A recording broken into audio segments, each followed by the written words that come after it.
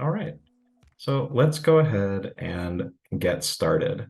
Um, Thank you all so much for joining us. This is the first in a series of webinars exploring the field of newcomer education, the CalNEW 2023-2024 webinar series.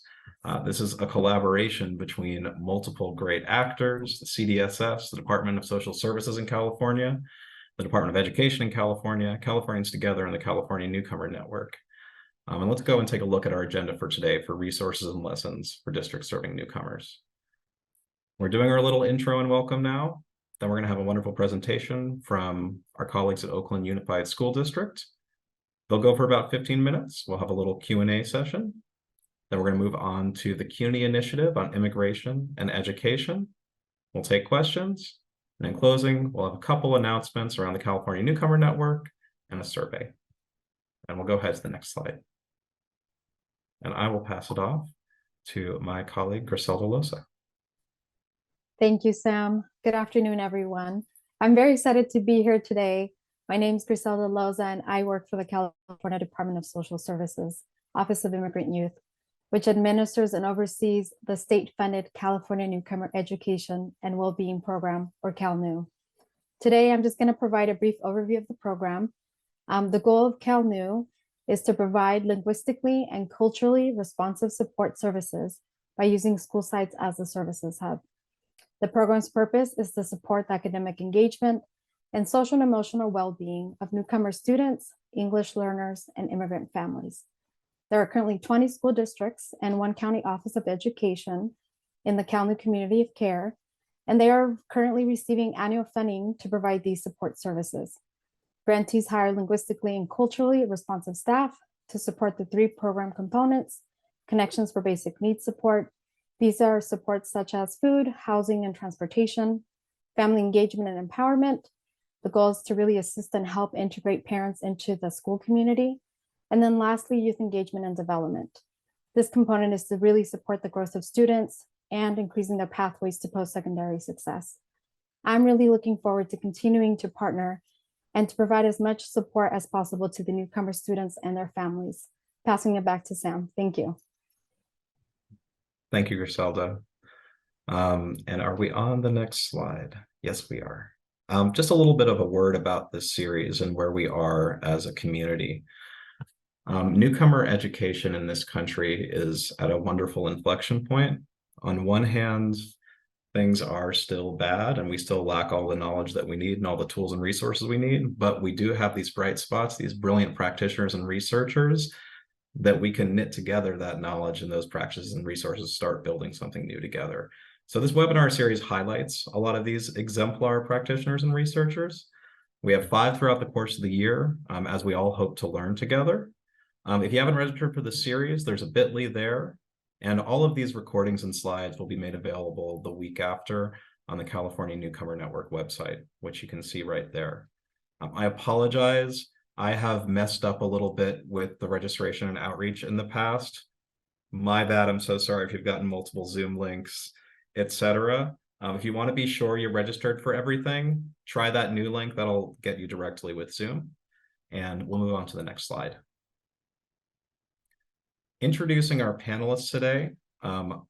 First, we have Oakland Unified, Julie Kessler, the Director of Newcomer and English Language Learner Programs, as well as Jessica Jung, the Elementary Newcomer Specialist. I'm going to hand it over to them to get started. Hello, everyone. Thank you for spending part of your day with us. We are thrilled to see so many familiar names and faces here from our broader CalNEW network, from which we gain so much ongoing wisdom. My name is Julie Kessler, and I am the Director of Newcomer and English Language Learner Programs here in Oakland Unified as part of the English Language Learner and Multilingual Achievement Department, ELMA, as we are affectionately known. And I'm here with my colleague, Jessica Jung, to share a little bit about some of the work and some of the ways that we have envisioned our newcomer supports. Some things I would want to say up front on that. Everything that we are about to talk about is 100% a work in progress. We have been through many, many phases of experimentation and trial and error, and different ways of looking at what does it look like for us as a system to support our newcomer students and families and the schools that hold them. And so everything that you are going to see on our toolkit and that we'll talk about today, know that these are living documents that change all the time. Would also want to name that this work predates us. So just to give credit to all of the amazing educators across Oakland who have been holding this work for years and decades before Jessica and I ever arrived. A million thank yous to those brilliant souls. To start, I would love to just give you a little bit of grounding on how the ELMA team sort of conceptualizes our work with schools and teachers. In ELMA, we believe that our English language learners can achieve at high levels with the right supports. We believe that our English language learners bring tremendous assets to their learning and to that of their community. And we believe that all educators are responsible for English language learners, and therefore all teachers are language teachers. And those premises guide all of the work that we do with schools and teachers. Every school is a newcomer school. Every teacher is a language teacher. These are the foundations of who we are as a system. Next slide. So a little bit about Oakland Unified. Oakland Unified has about 34,000 students, mid-sized urban district here in California. Almost 12,000 of those are English language learners. And of that group, we have about 3,000 newcomers in our system. That number has grown significantly. It's more than doubled over the course of the last 10 years. I'm sharing a little snapshot here of sort of when that pace started to really pick up for us as a district. It used to be a smaller percentage. Now about 9% of our district are newcomers. So as we think about our systems and structures, we are trying to frame that as we know that the newcomer students are in all of our schools and all over the city. They primarily come from the Northern Triangle, but they are a wildly heterogeneous group of young people.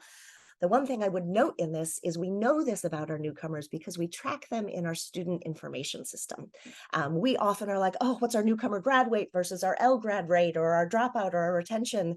And we would love to compare with other districts. And we see that so many districts are like, well, I could tell you for Ls, but not specifically for newcomers. And I would want to take this opportunity to give a big plug for the needs are different, the outcomes are different, the supports need to look different. The more that we can be tracking who our newcomers are as an N1 to an N3, and then as former newcomers, the more we can tell what type of impact we are having or not. Next slide.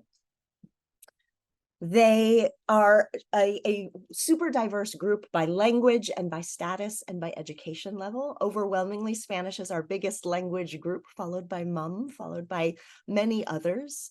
Many of our students come to us with their families, but similarly, many of our students, about 900 this year, come to us as unaccompanied immigrant youth. And we know that the supports that they need, the wraparounds, the experience that they have during the day and after school, paying their own rent, working full time, supporting themselves and their families is significant. So we have many unaccompanied immigrant youth as well. By education level, many of our students come to us having been to school every year, and also many of our students come to us with interrupted formal education, where they are coming to us not necessarily as readers and writers in their native language yet. Next slide. So the resource that we will share today, and I'm sure in a minute somebody will probably pop the link into the chat, and I invite you to not spend the next 5 minutes digging through it and popping through all the things. Click around. I'm going to pull out a couple of pieces that I invite you to take a look at. There's a lot to see there. I'll just talk about a few pieces of it. But this is the way that we have conceptualized for our This is a resource that we share with Oakland teachers. If it's like, oh my God, I just got assigned a newcomer class. What is that? What is that work? What does that mean for me as an educator? What are the programs in our district? This is a resource that we use. Next slide. We think about newcomer supports and sort of two buckets, right? There is the life of the classroom and the instructional work, and there is the work that happens in that learning environment on the instructional side. And for our instructional work, we think about curriculum, we think about professional development offerings, we think about teacher training and support, and we think about programmatic support for principals and schools. we also know that the life outside of the classroom is just as important. And so we also have a services team and our services approach, which is that as students come into our district, and as they are enrolling, we have a team there at the Welcome Center that is connecting them with legal supports and housing supports and food supports and Medi-Cal, employment opportunities, and a network of needs that make it possible for them to show up into that classroom. And so our work, we very much think about as the instructional side and the services side. Both are important for our young people. And when we think about how we do that, we have some staffing that we put in the school sites. We have our Newcomer Wellness Initiative, where we put newcomer social workers in 16 of our secondary schools. We have elementary newcomer teacher leaders who are being placed in our elementary schools with high count newcomer populations. We have newcomer assistants, and those are central positions that are centrally funded. But just like all of your schools, our schools are making those decisions every day about their budgets and are allocating their own resources to support this population as well, just to say a little bit about how some of that staffing goes. Next slide. At the elementary level, we don't have any designated newcomer programs. Our newcomer students go to school where they live, and overwhelmingly that is all across the city. And so in our elementary schools, we have a threshold of 50 students and 100 students. If you are a school that has 50 newcomers, you will get a centrally funded 0.5 elementary newcomer teacher leader who is doing small group pullout with newcomer students, who is case managing, who is holding family communication, who's doing teacher training and support, who's holding those different tiers of support for the families. If you have less than 50 newcomer students, there are still supports there for those newcomer families, but it is not in the form of a person there at that site. At the secondary level, in our next slide, here is just a glimpse. These are some of our high school offerings. And again, you'll see the names of schools. I invite you, if you have questions about these programs, I invite you to direct them to Jessica and myself, not reach out to the schools and bombard them with questions about what they are offering. But here we think of this as a spectrum of support in our secondary schools for our newcomer programs. We have some on this side of the spectrum that are newcomer schools, right? Oakland International High School, Rudsdale Newcomer, it's a continuation school for newcomers. These are schools that are entirely designed around the needs of newcomers. And then all the way on the other end, right? You've got some schools which are like, look, we've got some newcomers and we've got a couple ELD classes and everything else is mainstreamed. Everything else happens the way it would happen for any other student. And then all the way along in the middle, you've got pathways that say, we are a large comprehensive high school, but we have a newcomer pathway within it. Newcomers start with us, stay for a few years, and then transition into our other pathways. We have a variety of different ways in which we envision that. And what we know to be true is that families want choices and options, and that not one type of newcomer programming works for all of our students and all of our families. So that's just a little glimpse of what some of our, in the program design section of the Newcomer Toolkit, you'll see some explanations and structures around these different scaffolds. Next slide. And then a little bit about, we know that our newcomers are sort of technically defined as being in their first 3 years of schooling, but we also know that there are many students for whom they will come in and do 1 year in a newcomer program and they are ready for more. And so we do not want to keep students in our newcomer program longer than they need to be. And so we have sort of an entry and exit criteria for how we think about who comes into our newcomer programs and when students are ready to leave. And so we've shared here with you some of our ways that we think about that. And it includes years in US schools and it includes LPAC, but it also includes things like the RI scores and iReady and reading assessments and writing. And it helps us get a fuller picture of when students are ready to be pushed into more challenging spaces around language development. And then the last one that I'll share is we also want to track and follow and make sure that we are progress monitoring our students who come to us with a limited formal education. And in the toolkit, you will find many different screeners, some of which are like really robust educational history inventories, where you can find out a lot about a student's previous educational history. But also sometimes you, excuse me, you need the 2-minute version that in the enrollment center, folks can get a little bit of a glimpse into what that educational history is to be able to make sure that we're placing you well and in a community that's going to support you. And so if you're thinking of how are we screening for who our SIFE students are and what do we define that as, this is our sort of quick and dirty of not the 45-minute in-depth version, but how are we initially screening so that we can tag students with that SIFE so we know that we can track them and support them and hold them. That was a lot of an overview, but those were a couple of pieces of what you'll see in the toolkit. Jessica? Thanks, Julie. Next slide, please. So I'm Jessica. I'm the elementary newcomer language specialist, and I'll be sharing with you a bit of our learning and experiences from our pilot year in piloting a newcomer summer school program, focusing on our students at the elementary and high school level. A little bit of context. SAIL, or Summer Academy for Integrated Language Learning, is a summer school program specifically for newcomer students that comes from San Francisco Unified. We had an opportunity last summer as a newcomer team to visit SFUSD's summer program that was hosted at Balboa High, where their staff gave us a chance to observe students in the classrooms, speak with classroom teachers and other leadership around how they formed the structure of their program in support of summer newcomers across San Francisco. We walked away loving the structure, support, and the content of the program, and it gave us a lot of ideas on how we could bring that here to Oakland. They were the SF Unified newcomer SAIL program were gracious enough to share their programmatic materials, their curriculum, lots of advice, and asking and answering all of our many questions. And a lot of the components we included in our pilot, including structures such as thematic units, team teaching, collaboration, lots of data collection and surveys, as we wanted to know about the efficacy of this type of program specifically for this demographic of students. Next slide, please.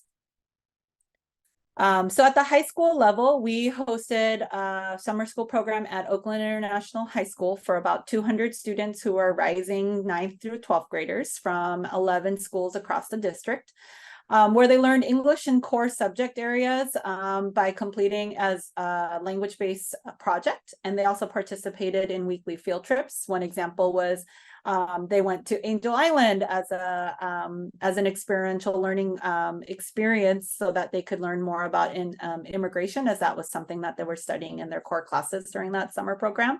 And also a great opportunity to get out and about and practice their English. And you can see some of the images of the students here. And then next slide, please. At the elementary level, we kept a lot of the same structures around team teaching, collaboration, data collection. However, we decided to build on our longstanding foundational training that we offer our elementary school teachers, particularly those who teach English language learners, the GLAD training in partnership with the Be Glad organization. So we purchased units that supported that instruction. We hosted about 180 students who were rising kinder through 6th grade. We kept a few of our rising 6th graders who needed that additional support for reviewing 5th grade material. And so we hosted them from 23 schools across the district, where they learned standards-based science content and vocabulary in a fun, engaging, and collaborative environment. They also had an opportunity to showcase their learning publicly to their peers, their other teachers and staff, and families at the end of the 5-week session. We got a lot of feedback from our students, and these were some of our big takeaways, is that our high schoolers, over 90% of our high school students felt that their English improved because of their participation in the SAIL summer school program. And almost 85% felt more confident in utilizing their English because of this program as well. And next slide, please. And just generally for our impact, some student impact that we noticed across both elementary and secondary is that we felt we knew that there was higher retention of our newcomers coming back to our school year in August. We saw that there was increased language growth and production in all 4 domains because they had to use all of those during that summer school program in a really engaging way. And we saw an increase in engagement and growth in the newcomer students in their identity as scholars through that program. As far as and that's just on one end of the spectrum.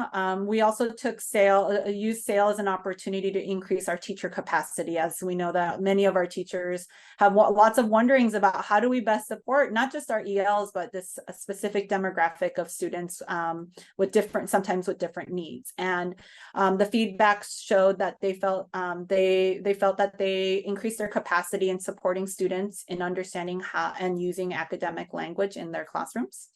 They felt that higher confidence in effectively integrating these instructional strategies that they utilized during the summer into their school year. And they increased capacity in collaborating with others and working in a team and sharing ideas. And there was a lot of really positive feedback around that as a way that it's an opportunity that I think many of us don't really get in our classrooms. And so they felt a much more energized and excited about going back to school with their learning. Next slide. And just as a summary, we want to share that we hope to continue building these systems with you so that we can all benefit from our shared learning and experiences in service of our newcomer students. And so with that, here is our contact information. Julie and I are part of two-thirds of our newcomer instructional team. We have a secondary language newcomer specialist, Holly, who supports the 6th through 12th span. And then we also have our newcomer services team, which is led by Nate Dunstan and Stephanie Noriega, and our contact information is here. And we really appreciate you taking part of your day to be here and learn with us. And we look forward to hearing from you.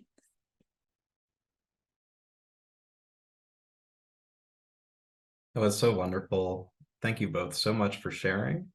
And we have just a few minutes for questions. And I'm going to start off with a question about Oakland's data systems and practices.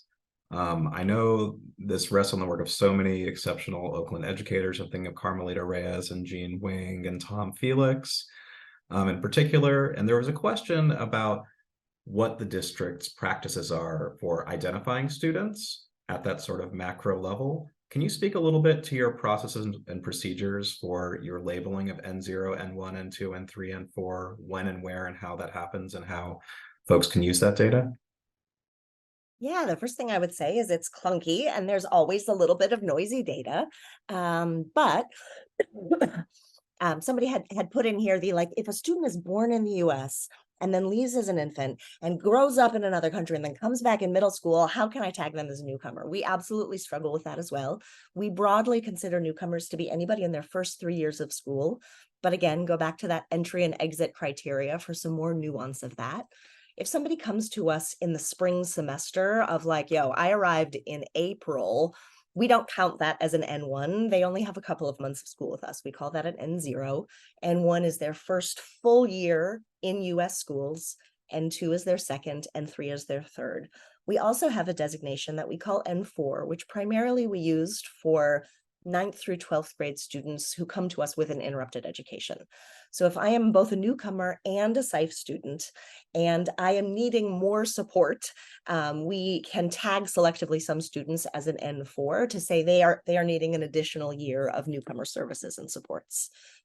Our student information system is ARIES, and so in that language programs tab, there is an N field that you can use and identify. It is part of the intake process. It's part of what happens at the Welcome Center, and we know that we get it wrong sometimes. And as you learn more about families, you learn more. And so oftentimes teachers will send us being like, look, this kid is tagged as an N3, but actually what we found out is they never actually went to school and they're just coming to us. And so we do manual overrides of that as well. Same thing for that situation where the system's like, this is not a newcomer, they were born in the US. And still, if this is their first year in US schools, we would still consider them a newcomer. It's really helpful. Love the level of detail, as the devil really is in the implementation details. And I think on that note, there are questions, and Jessica Jung, I think there was a lot of excitement about the elementary summer school model. And as a former elementary Oakland teacher myself, Newcomers, it's thrilling to see and hear about it developing. Can you tell us a little more about the length of the program, how many GLAD units there were, and what it was like perhaps even working with and adapting that GLAD program? Yeah, so the program was same for elementary and secondary. We followed the expanded learning summer schedule, which is a 5-week program. Started, I think, the first week of June and ended at the right after July 4th weekend, or right after the July 4th holiday. As far as the GLAD units, we were able, the teachers are trained, the GLAD training is usually around these big thematic units, but I think in implementation in the classrooms, they're using the individual strategies within OUSD district adopted curriculum. So there's some challenges around adapting those strategies in a different way or space. And so the teachers were really excited to be able to apply all those strategies from beginning to end in one unit. So the teachers taught one full unit in those 5 weeks. We were adapting, I think the GLAD units typically run about 5 to 6 weeks. And so we were able to adapt it for those. I think with like the holidays and stuff, it was about 22 days, I think. And so they squeezed it all in with the input and the songs and the process grid and expert groups. And they were really excited. And I believe all classes, all teachers were able to get to student production with their final learning showcase or final project. And I think there was there a follow-up question in that, or maybe I missed it? That was pretty good. I'm gonna give our last 2 minutes to one more question that was asked, a great question. So where do newcomers fit into bilingual education or dual immersion programs? When is that appropriate? Is that challenging in some cases? How do you think about the interaction? Because we don't have a newcomer specific program for elementary students and our dual language programs, we do have a couple middle schools that or schools that go TK through 8, but the majority of our dual language programs are TK through 5. And so we do have newcomers in those programs or in those schools. A lot of it has to do with family choice. A lot of our, particularly for our families that come from Guatemala, where they have Spanish, even though the families may speak Hmong, they do want their children to learn Spanish and English because I think the Spanish is really the language of their communities and in certain cases part of their like home cultures. And so oftentimes it's, especially if they're starting at kindergarten, they do enter into the dual language programs by choice if they get in with our enrollment system or enrollment process. And that is something that I think a lot of our elementary newcomer teacher leaders are grappling with, is how do we support language, not only English language development, but Spanish language development. There's been a lot of inquiry around that work in terms of trying out developing their L2 or L1 being Hmong, for example, L2 developing some Spanish literacy foundational skills in hopes and explicitly teaching transference to English in those small groups for the newcomer students specifically. But that's definitely a big wondering that we're also grappling with. Good place for research and development going forward. Jessica Jung and Julie Kessler, thank you both so much for joining us and sharing your knowledge. And we're going to now go ahead and pass things on to the team at CUNY. And I believe they are ready to take us through some additional wonderful content. Thank you so much, Sam, for the invitation, and good afternoon, everyone. Greetings from New York City. My name is Daniela Alulema, and I'm the project director of the CUNY Initiative on Immigration and Education, also known as CUNY-I. CUNY stands for City University of New York, and I'm delighted to be joined today by my colleagues, Dr. Tatyana Kleyn, who serves as the principal investigator of CUNY-I, and Juan Perez, an educator and also project researcher at CUNY-I. So to tell you a little bit about us and our work, our initiative is a 5-year project that is funded by the New York State Education Department, and we're currently in our 5th and final year. Next slide, please. Our initiative works at the intersection of immigration and education, and our mission is based on 3 pillars: learn, act, and advocate. So we work with researchers, students, educators, and families to learn about, from, and with immigrant communities. We act in ways that center or assure humanity regardless of immigration status, and we advocate for equitable education policies and opportunities. So essentially, this translates into we develop resources, organize trainings, and conduct research to support educators and administrators who work with immigrant students, and also to open up pathways for immigrant and undocumented educators. Our team includes faculty members from the City University of New York, graduate researchers, undergraduate students, K-12 teachers, and community members as well. And lastly, we are housed at the City College of New York in Harlem, New York. So if you're ever in the area, feel free to give us a shout out. We'll be more than happy to host you and walk you around our office. So with that, I'll pass it on to our principal investigator, Tatyana Kleyn, to continue the presentation. Thank you, Daniela. And it's great to be coast to coast, California to New York, and sharing resources and sharing this work. Just like our colleagues from Oakland Unified shared their We Believe statements, which were so powerful, we at CUNY also have a set of grounding principles that we developed in our first year as a way to connect to everything that we do and to always bring us back to why we're doing this work. Each of these principles could be like a graduate class in and of itself. I'm just going to read you the first part of the principle and then show you a little bit more about them. But of course, it would take a lot more time to go into each one, but we do want to start with those as a foundation for everything that we do. So our CUNY grounding principles. Black immigrant lives matter. The immigrant experience is complicated. No one is illegal on stolen land. Migration can be traumatic. We are not all immigrants. Xenophobia is systemic. The immigrant experience exists beyond the Latinx narrative. Teaching through translanguaging is central. Immigrants and students labeled as English language learners are not interchangeable.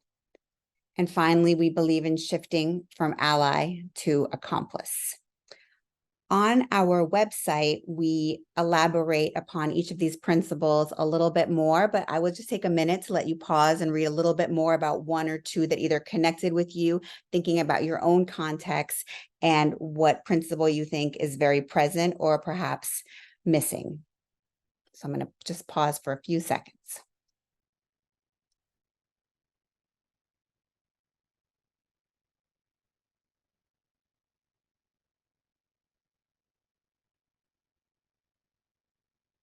And we have the link to the QR code that we'll be sharing with you later. So hopefully you can think about these and think about them in your own sites. We also want to share that we have translated these principles into different languages for schools to reflect upon. They're wonderful for bilingual programs, for immigrant families as well, to consider in your work. And now I'll pass it back to Daniela and to Juan Carlos. Thanks, Tatyana. So as you know, and as we heard in the presentation earlier, newcomer students have a different set of needs and challenges and often find themselves in overwhelming or unwelcoming environments within schools. And some of the challenges that they may face are related to enrollment, educational access, achievement, and post-secondary opportunities. So in 2020, our initiative partnered with Teach Dream at the New York State Youth Leadership Council to start the first immigrant liaison program in New York. And we piloted this program for 3 years at 5 middle schools and high schools in New York City. And the program entailed creating immigrant liaison positions with the goal to provide dedicated and customized support to immigrant students and families, especially those who are undocumented. Next slide, please. And the immigrant liaisons in the team created a more welcoming, inclusive, and accessible school environments by improving the engagement and success of immigrant students at their schools. Some of the responsibilities that immigrant liaisons have include surveying students, staff, families to understand the needs of immigrant students. They also partner with local organizations to host Know Your Rights trainings and legal clinics. They shared information about resources with the school community at large. And they also work with school administrators and staff, for instance, with college counselors to advise students on applying to college. So students without a social security number, for example, can access in-state tuition rates and state financial aid, which are two of the pro-immigrant policies that we have here in New York State. And one of the takeaways from this pilot program, which by the way ended in June of this year, was that it's very important to build a network of support where these liaisons can have a space to share experiences, concerns, questions, and also share resources with each other. So if you visit our website, you can find a comprehensive report as well as a more practical step-by-step tool that walks you through the process of creating this position at your school.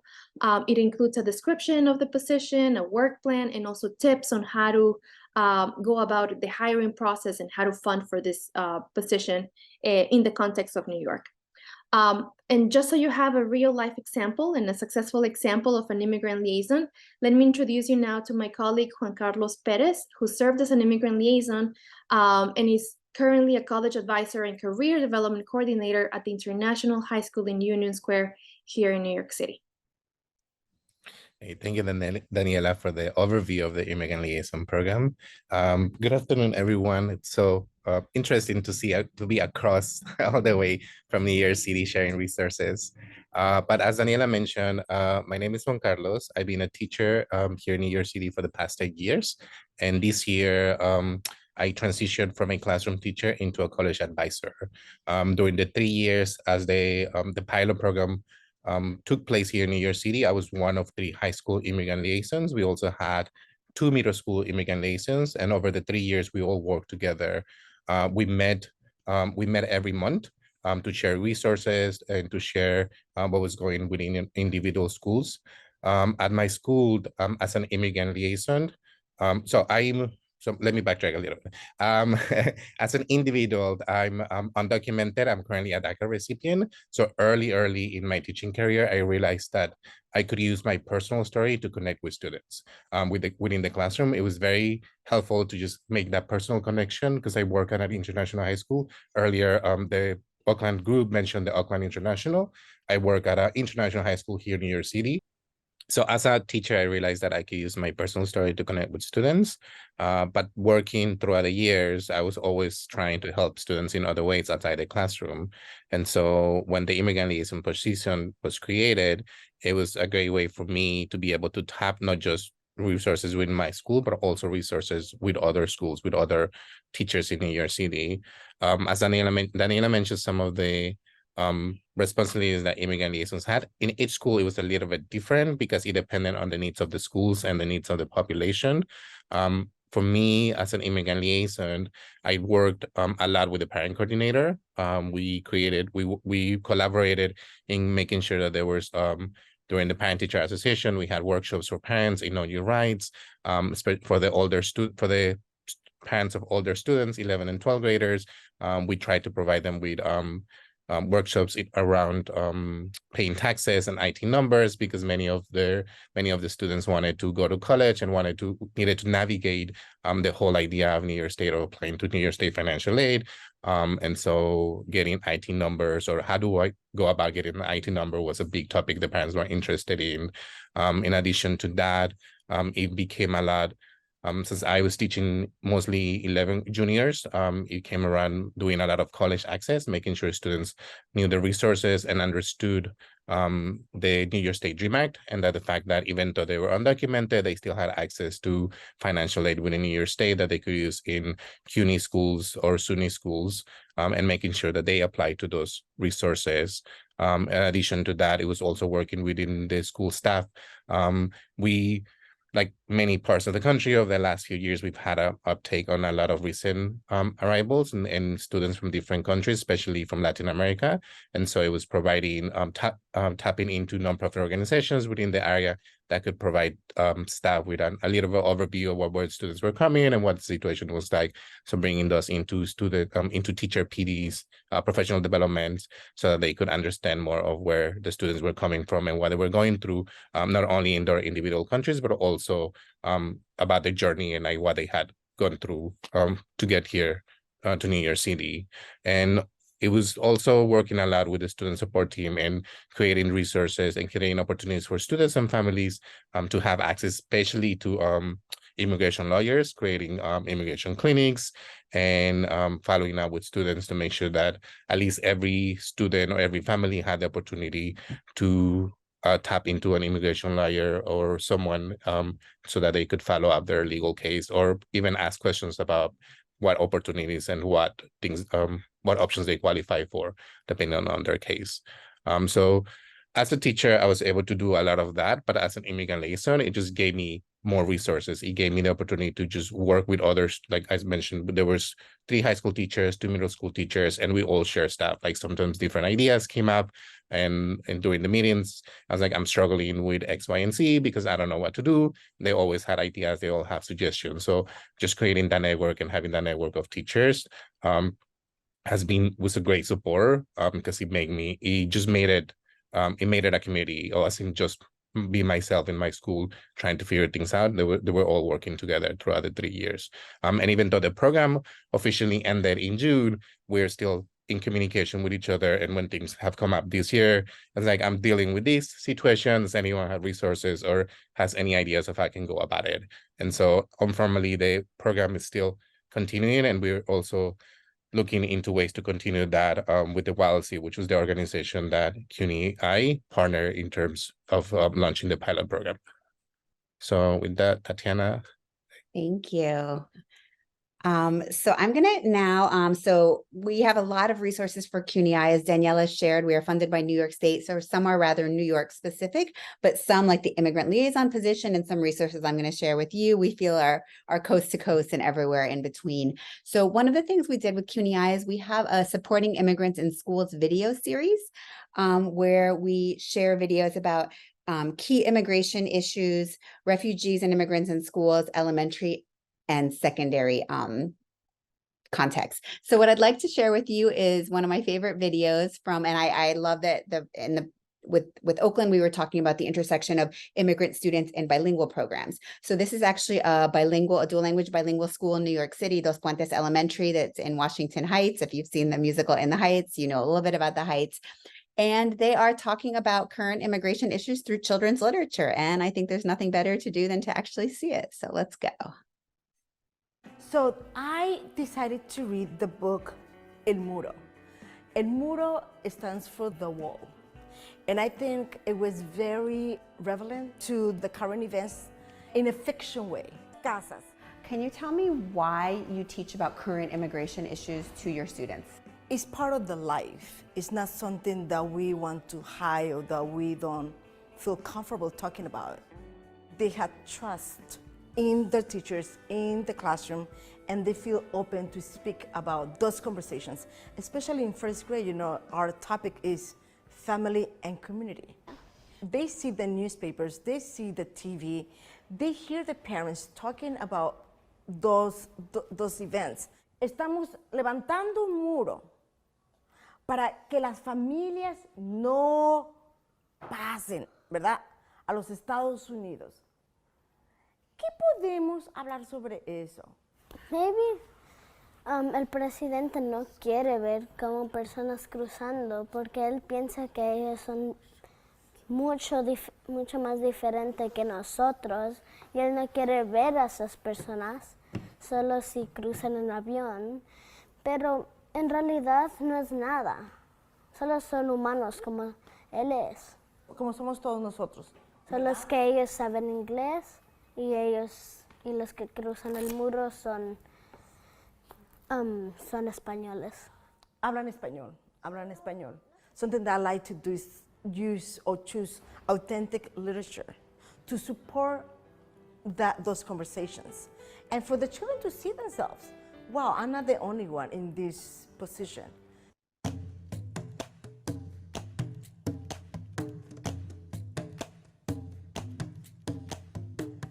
So this is part of a longer, about 10-minute video. We also, and that teacher is Rebecca Madrigal, one of the most phenomenal teachers I've ever seen.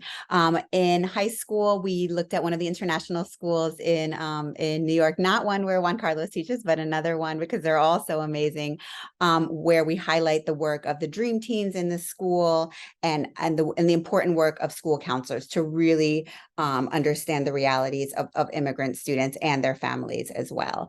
So these videos are on our websites, and while we love the way people connected and learned from the videos, we realized a 10-minute video wasn't enough. So then what we did was we created comprehensive educator modules to go along with each videos that have activities that schools could enact in their professional development. We kind of made it a la carte because we know time is the biggest issue in education, but we also know that within teacher education programs, teacher preparation programs, there, at least in New York, there's not a direct focus on immigration. We talk about language, right? English students, quote unquote, labeled as English language learners. We talk about culture, but we don't talk about immigration specifically. We kind of talk around it. So we created these modules as an opportunity to really have educators delve into these issues. We offer them as CTLE classes for professional learning. This is our CUNY space that Daniela invited you to up in Harlem. And these are the classes, but I will have Daniela wrap it up for us, and then we could take some of your questions. Thanks, Tatyana. So to conclude our presentation, I'd like to encourage all of you to follow CUNY on the different social media platforms. Our handle are posted here. We're regularly posting on Instagram, Facebook, and Twitter any updates or new resources that we launch. Also, in the next slide, you can find the link to our mailing list in case you want to receive regular updates directly in your inbox. So thank you so much for listening, and I'll pass it back to Sam. That was so wonderful. Thank you all so much for sharing your amazing work.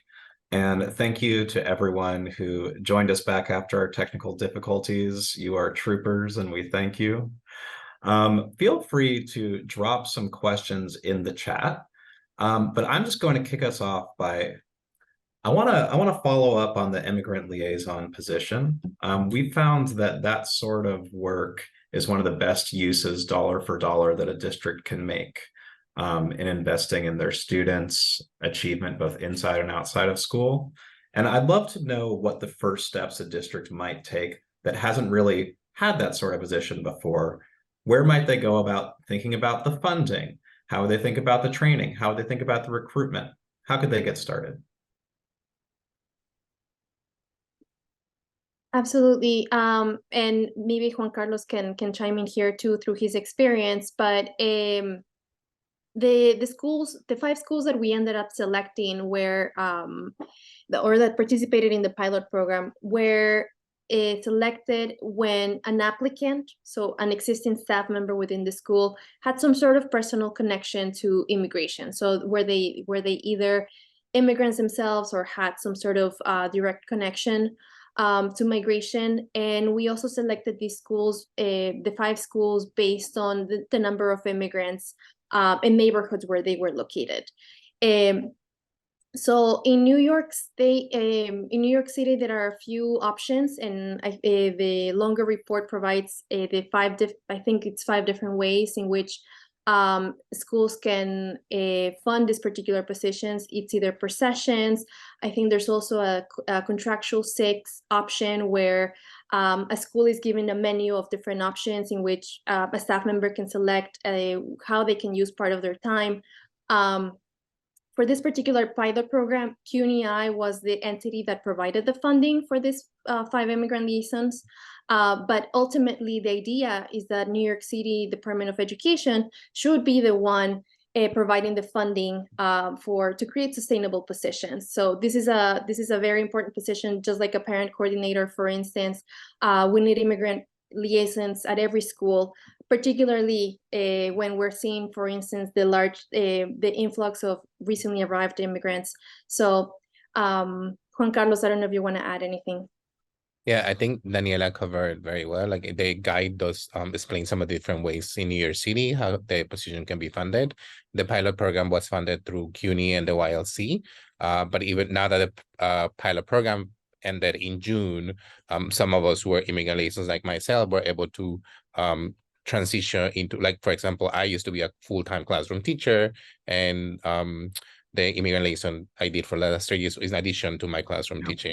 Now this year, because of the impact the position had, I was able to transition into a composition where I'm a college advisor and career coordinator. But in addition to that, I continue to do, like within the job description, we were able to embed a lot of the immigrant liaison responsibilities I had before. And so it was done in one of the 6 ways that's listed on the guide. That creativity really resonates, Juan Carlos. And I think particularly in the California context, we look at New York as a shining light in terms of both funding and practice. And I think at our levels, we need to think about how we be creative in embedding these positions within other existing job descriptions in California, as well as really leveraging the new community schools grant money and other braided funding sources. I'm going to ask one more, maybe if we can squeeze in 2 more quick questions. I know that you all have great resources also on transcript evaluation. Am I making that up, or am I thinking of other folks? I guess it's just my dream for you. But folks did ask about transcript trainings. And do you have any work or thoughts on transcript evaluation in your research that you've come across? Then we'll ask another question. Yeah, I think instead of us trying to, we would just go to a question where we have more expertise. Yeah. So I think there was a lot of resonance and excitement with the grounding principles that you shared at the beginning of your work. Can you share a little bit more about how you developed those principles that guide that work? Yeah, so the way we developed, we actually didn't know we were developing the principles as we were developing the principles. Our first year of CUNY we started with the pandemic. It was not the way we wanted to get off the ground running. And we already had videos, the Supporting Immigrants in Schools videos, and we were making the modules. The modules were a heavy lift, to say the least. But as we were creating the modules, we wanted to have like some common themes going across. Like we didn't, we're not all immigrants, right? Because that's what often people say in support of immigrants, but devaluing the Native Americans and just the experiences that people have when they do migrate here, which is very different than people who grow up here, even if they're a 2nd or 3rd generation, et cetera, or 4th. So we kind of started keeping this list of things that we were like, well, let's put this in the module so like everyone's aware of this. And then we kind of realized, no, this is bigger than just for the modules. This is really the principles that we believe in, right? And I think when we talk about immigration, since it's so contentious, if you don't have those we believe statements or your guiding principles, you can just go, there's so many resources, there's so many, but if you don't have that anchor to ground what you believe in and to steer your work, that could really lead you astray with all the directions that were pulled. So that's how they came up. And we really haven't, we've been aware of like minor changes, but we've stayed pretty true, and we haven't felt the need to really modify them as we went. That's so wonderful. I think I want to print them out. In all the languages, please do. In all the languages. Daniela, Tatyana, Juan Carlos, thank you so much for joining us and sharing your knowledge with us today. It's been so wonderful to have you. And with that, I'm going to turn things over to my good friend and colleague, Efrain Tovar, for a couple announcements and closing. Well, thank you so much, everyone. It's an honor to have been able to listen to the great edu leaders that are passionate about doing the newcomer work across our great nation. And again, we want you to be connected. We want you to be able to collaborate with each other and to be able to share resources. And one way that you can do that is by joining the California Newcomer Network. So here on your screen, you see calnew.net. Please join our California Newcomer Network, and all of our webinar recordings, as well as slides and resources, will be posted on the CAN website for you to be able to check out at a later date, and also to share out. And finally, next slide, please. And finally, please register please spread the great news that we now have this great collaborative group, and please share the bit.ly that's here on your screen, as well as we want your feedback, right? What else can we do to better serve you and to better serve you as we do these webinars? So again, thank you so much for everyone that's here and participating. And Sam, take it away. Wonderful. Thank you, Efrain. And for those of you who don't know, Efrain Tovar is an exceptional middle school educator in Selma Unified in our Central Valley in California, who is the founder and director of the California Newcomer Network, and will be actively involved in leading research and development within the CalNEW program in classroom instruction.